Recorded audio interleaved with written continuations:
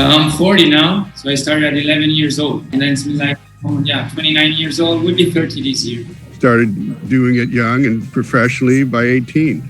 So it all worked out. So that was 24 years ago, and I'm still with Lightning Bolt. So it's been a good run. 55 years of shaping, and I'm a young guy. I'm still 67, so I'm pretty young. I started when I was 12. And fell in love with surfing when I was 10 years old. I was watching sport on TV on a Saturday, and it said, the next sport we've got is surfing from Hawaii.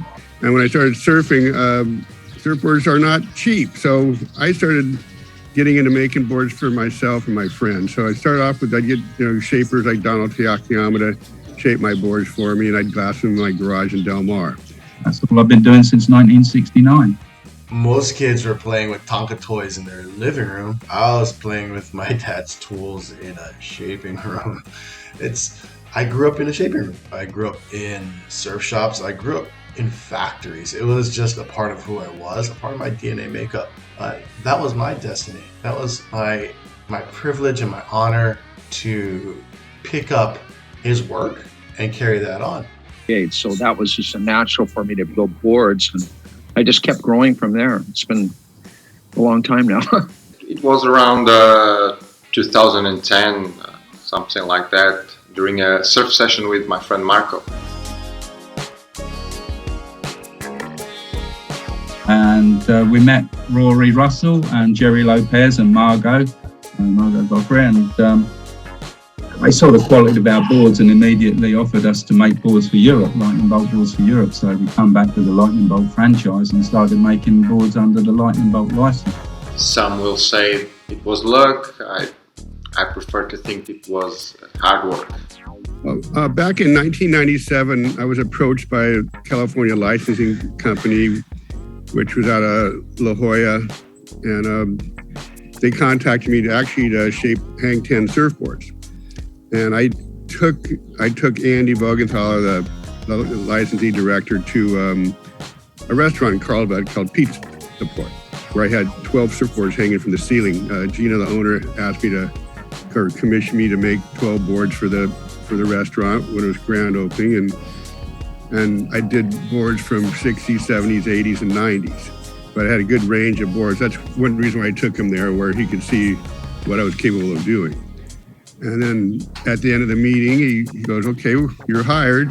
And then he goes, "By the way, I shaped an 8.7 lightning bolt that was hanging from the ceiling, 8.7 lightning bolt gun." And he saw that. He goes, "Oh, by the way, we own lightning bolt too. You can have that also." I go, "Great." And I was like, "So this is better than Hang 10.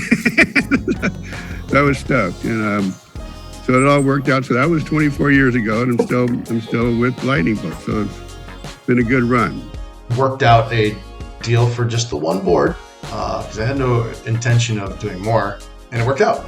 The gentleman was so stoked, and I was like, "Hey, you know what? This is not an Aipa. This is not a lightning bolt. This is an Aipa bolt."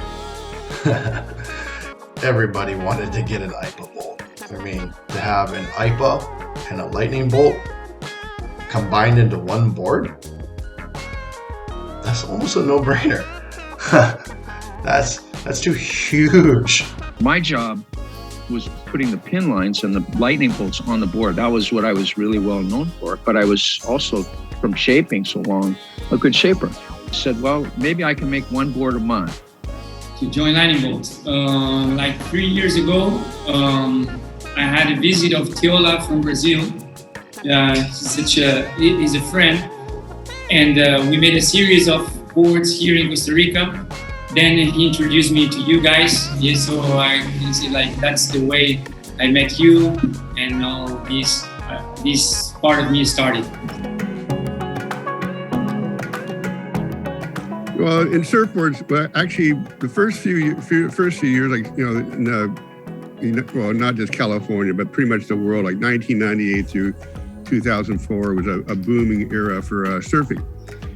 Partly because of Hollywood, they were doing, and the girl movement. There's Hollywood was doing surf movies like Blue Crush, and they had Disney had a surf, themed, show on, and a lot of young girls got into it, and men, and it was a good time. The economy was going well, and surfing was booming in that era. And then, so as in everything, things go up and down.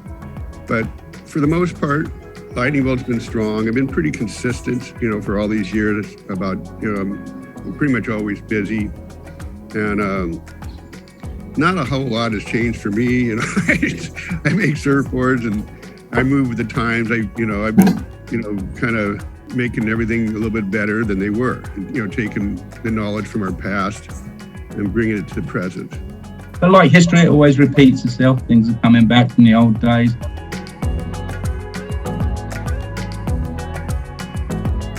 I try to make them where they can go to the next level. So I think my goal is always to keep my production consistent and to keep my customers happy. My mission in board building is pretty simple. It's to perpetuate the life and work of my dad. When I'm making boards, my hands are his hands. So the goal is to make boards that he would love. Well, I'm retired now. I just make a few boards a year just for keeping the legendary lightning bolt thing alive. I think the important thing will be to continue to produce boards that people like, continuously improve the quality, and minimize whenever possible the environmental impact that surfboards production unfortunately causes to the planet. That's an important thing, and that's a target for sure. I'm really picky with the quality, yes, so I like to keep it as the best as possible, yes, and I think that that is my big part on it, yes, like making a good quality surfboard, offer something to the client that will blow his mind, yeah, and try to make it in every aspect, style, quality, shape, all that, and keep working on it, as I say, on a good environment, yes, friendly with everything, yes, and flowing.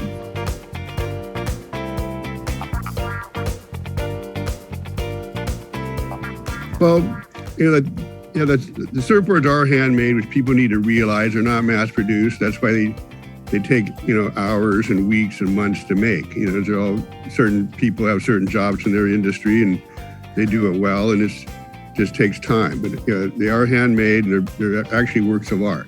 Well, the truth is that I think a surfboard, no matter how it's made, it's always a kind of piece of art. As with everything else, I think we should have new technology as an ally, not an enemy. Then it's up to us how we're going to use them. The biggest factor in making a board work and work well is the surfer. So the better that your customer, the person you're building a board for, the better that board's going to turn out, which is why my dad built boards for the everyday surfer. Well, I think the hand-shaped board is a piece of art. The shaping machines came about roughly around 1990 and myself and Eric Arakawa in Hawaii, we put a lot of energy together working with the different companies. At that time, all you could do is just basically make the board bigger, narrower. You couldn't change the parameters. They didn't really have the software for that. When I make a custom board, the client comes to the factory, we spend a good time together. They come to the shaping room to see me working. I enjoy that a lot, Sometimes we make a breakfast too. And it's something that I can understand more about the person. In our boards, because every hand-shaped board is special.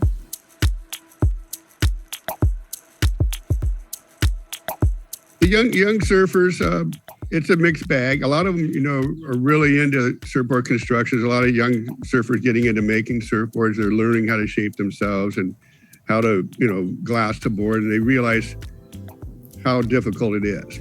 But the youth is, they're there, and I think they appreciate as much as the old guys do a handmade quality surfboard.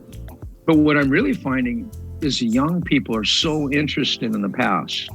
I think we've spoken about this, that they're so interested in the lightning bolt. But they are also looking for what is the essence of surfing. Surfing as fun, surfing as a lifestyle. Fortunately, we're in a moment in time where the younger generation is more accepting and even looking for a different experience. You know, they're more accepting of alternate shapes. They're looking for that. They're looking for that next move. They're looking for something new to do. Yeah, there's a resurgence of single fins, twin fins, quads, and that always goes in a cycle. But now they're putting their own twist on things. Yeah, there's always that core group of competitive surfers that will always stay on a thruster, but the other part of the surfing world, they want to explore. Kids, new generation and competitors, they want something light, something agile.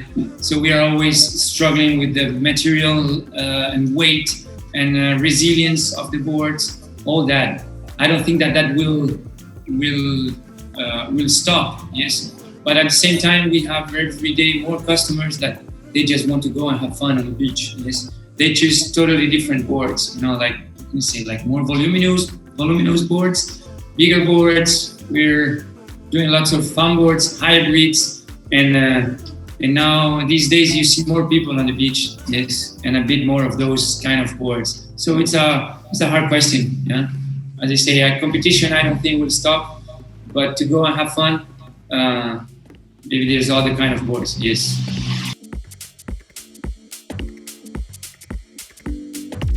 There's a lot of different people that want to buy the Lightning Bolt surfboards right now. We're having a big boom, you know, because of the surfing has exploded because of COVID. There's 3 million new surfers across the globe, but there's young and old, and like a lot of older people, older surfers, as myself, grew up with Lightning Bolt, and they're excited about it. And a lot of them wanted a Lightning Bolt when they were young, but they couldn't afford one, and now they're older and they can, so they're ordering, you know. And some of them had Lightning Bolts when they were a kid or teenager or, you know, early 20s, and they sold them and they wish they never did. You know, I think there is a special kind of person that is looking for a Lightning Bolt board or an Aipa Bolt board. That person wants to engage and be a part of a story, a part of surf history.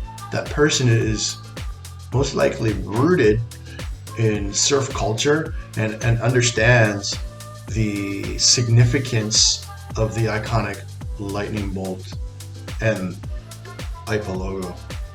So that's the type of person that's looking for an Aipa Bolt or a Lightning Bolt. But they all have some kind of certain thing about being sentimental about the past. I think that's the thing that groups them together, whatever age they are. I really don't think there is a specific client for a Lightning Bolt board.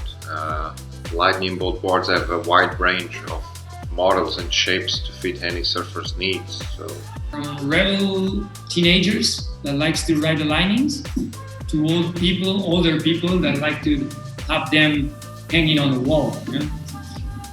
We always suggest to put them on the wall of the wave, yes, more than the wall of the house.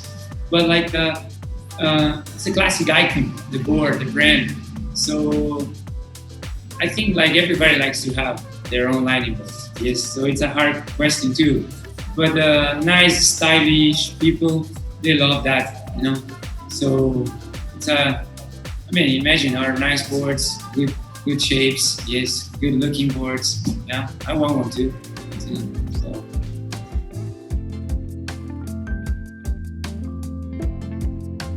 And saying like the 70s and 80s, it was just so much fun. Imagine that we all spend lots of hours waiting for a wave on the beach. Sometimes the people doesn't even get the wave, but they feel good, they feel fine. We share time with the mother nature. Yeah, we bounce on the water. It's something nice. Actually, in my case, I make boards and then I go surf. So it's like 100% addiction. Wow, that's hanging at the beach, watching the waves. You're being part of nature, aren't you? You're out in the water. There's nothing more refreshing and exhilarating than catching a wave. I mean, when you're immersed, literally and figuratively immersed in the ocean and that environment is ever changing. And the lessons that you learn as a surfer in the water, out of the water, at the beach, are applicable to everyday life and how you live your life, how you solve problems, how you overcome challenges. The surf lifestyle surpasses a look or a trend. It's literally a way of life. Something going on right now. I always come back to COVID because I think it has changed our minds. It's changed many people's spirituality. I'm a really spiritual person. I'm not religious at all. Surf is for life. Surf is life. Well, to me, Lightning Bolt basically is like the premier surfboard, the most frequently tube board in the world. You know, it's power, movement, flow, electricity, a pure source. When you think Lightning Bolt, I mean, it's one of the most iconic surf images in surf history. When you think Lightning Bolt, you think Jerry Lopez, you think huge barrels, you think pipeline, you think power, pure source. That is what Lightning Bolt represents. It's a powerful movement. It's a collaborative of artists, shapers, and magnificent surfers. And it's always been a collection of shapers and surfers who are like-minded and want to be part of that team. And it's a feeling that you had. It's not like you're just riding for your company. You're riding for something that's the iconic emblem of the world. And Lightning Bolt to me is like, it always has been probably the most prestigious thing that could have ever happened. Lightning Bolt for me represents a lot, yeah. Represents all the motivation I had in my youth. It represents like high quality standards, yes. Lightning Bolt has always been part of my life. I'm glad they've come back. I really like the way things are going with the people that we have. I do believe that they're going to grow and grow for sure. That's cool. That is what Lightning Bolt and surfing's all about. It's just fun and just sharing a life experience. You know, you couldn't have a better life than spending all your life surfing, traveling, making boards, having fun. I mean, it's a party life, isn't it? That's what I think Lightning Bolt is. It's special. The life with surf is a golden moment, yes, for me. So I feel complete. I feel happy. You know? I always feel happy. Every board I shape is a golden moment. Every wave I catch is a golden moment. Being here now is a golden moment.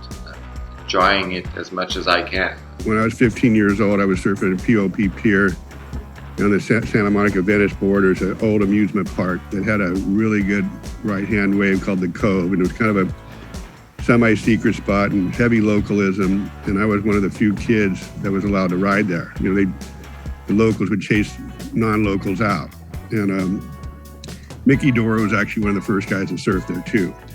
And one day he was out surfing. He was riding like a 7.4 diamond tail single fin, like kind of what like Lightning Bolts look like. And I got out of the water right before him, and I was standing on the beach underneath the pilings, you know, watching the waves. And he got out of the water and came up to me and started talking to me. And I was going, "Wow, Mickey Dora came up and started talking to me." And I'm like 15-year-old kid, you know, and he just goes, "Hey, the waves are pretty good today, huh?" And I go, "Yeah, they were great." And we talked for like, 20, 30 minutes. And I was just like, I don't want to say starstruck because I don't get starstruck too much. I believe we're all kind of the same people, but I was starstruck, I guess. But, that was kind of a golden moment to have someone of his stature, which kind of a legend, even back then, and he was like, and his heyday was mainly in the 60s, and he had all these stories behind him and a mysterious person, and here he just came up to me and started talking to a 15-year-old kid, and I was pretty stoked. And he was like totally nice guy, regular person, he's like, so that was kind of a golden moment for me. Well, golden moments are funny because there's a bunch of them. There's a musical golden moment. There's a family golden moment, maybe when I married my wife or when I had my first children or my first grandchild. Those are golden moments. But I think in shaping, building surfboards, probably the most important golden moment was when I won the Icons of Foam at Boardroom in 2009, they were honoring Dick Brewer. So when I was 4 years old, paddled out to Ala Bowls for the first time. For those of you who don't know, it's a really long paddle. So halfway out, I turned around, looked back at the beach, and that small strip of sand got even smaller. So I told my dad, hey, I'm scared. The waves are just starting to break in front of me. And I was like, I'm scared.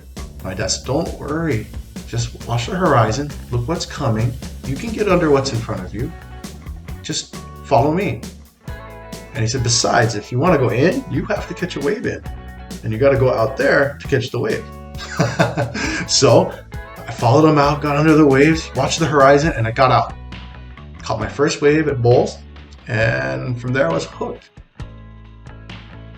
I didn't understand as a 4-year-old what he was telling me, but what he was instilling within me was no matter what's going on in front of me, how bad, as long as I'm looking at the horizon, I can be prepared mentally, physically, spiritually. I can be ready for what's coming. So that was my golden moment, was him preparing me for the rest of my life. Probably it was when I met Greg Knoll, and I said to him, oh, Greg, I was chatting to him, and he just wanted to hear stories about me surfing in England and making boards. And I said, oh, can I bring my board to show you? So he said, yeah, sure, Paul, I'd love to see your board. So I took it round. It was a little 6'6", and he looked at it, he picked it up and he looked at it and he said, Paul, I don't know much about these tiny toothpicks, but man, you make a great surfboard. And I thought, wow, Greg Knoll, that is probably the ultimate, I was 19 years old. I just had lost my parents a few months before. It was a hard time in life. It was like a decision time, like what to do. I was studying dentistry. I stopped that. You can imagine my 3 sisters crying at home, like all that. But I was really secure on my path. I wanted to keep surfing and keep making boards. The love, like the energy. That's what's the best. That's the pure source for me, for sure. The water's just such a healing feeling, and my pure source probably comes from within me more than anything. I am a creative, as they would call. I'm not a bookkeeper or a architect or those. I'm a creator. I paint, I play music, I shape surfboards. And I'm very passionate about them. So my source comes from within, and I think because it's very spiritual to me, every time I make a board, I put my, as they say in Hawaii, my mana. And I think that the mana is so important. My pure source is just being alive, being with nature, seeing the sea, making boards, having a great time. It's you couldn't get a better life, could you? Pure source of, I haven't made money, but I've certainly made my life rich. And shape is my pure source. Yes, it is. My pure source, it's all around me. It's fed from the ocean. It's mana from my ancestors. It's the legacy of aloha passed from Duka Hanamoku to my dad, to myself. Aloha, that's my pure source. My pure source is my soul, my mind, the energy. Inside of my mind and my soul, I have my family. I have the salt water, I have the ocean, I have my tools. I have everything that we build. When I say we are the team. Yes, so that's what makes me keep going forward day by day. Doing my thing is the most important thing. The love, like the energy. That's what's the best. That's the pure source for me, for sure. Next is tide is coming up. So next maybe we'll be going surf today. There's wonderful waves, yes. And coming back later and keep working on it. Yes, keep working on these boards, keep running the factory, keep trying to, keep going forward with all these. As see, I think that's next. Keep working, surfing, and loving the things I like to do. my future is probably what I've been doing. That's to keep on making the best boards I possibly can. Getting down the beach more a lot. My dad always had this saying. He said, I was never looking at what anyone else was doing. I was always watching surfers. I was looking for the next wave, the next move. For Aipa, we're continuing that journey of my father's. We're looking for that next wave, the next move. That's what's next.